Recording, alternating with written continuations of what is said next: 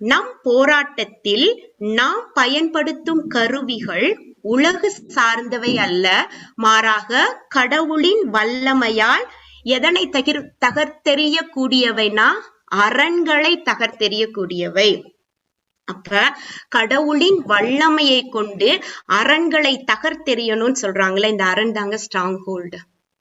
அப்ப இந்த அரண் அப்படின்றதுக்கு ஒரு பிசிக்கல் மீனிங் நம்ம பார்த்தோம். இதே போல ஒரு வலிமை வாய்ந்த கோட்டைக்குள்ளாக சாத்தான் நம்மளை அடிமைப்படுத்தி வச்சிருக்கிறான். That is strong hold. எங்க கட்டி வச்சிருக்கிறான்? வீட்டுல கட்டி வச்சிருக்கிறானா? இல்ல. நமக்கும் அந்த இருளின் தூதுவனாகிய டெவிலுக்கும் எங்கெங்க போராட்டம் நடக்குது? எது பேட்டில் ஃபீல்டு? எது? எனக்கும் அவனுக்குமான போர்க்களம் எது? எண்ணங்கள். நம்முடைய மனம், என்னுடைய மைண்ட்.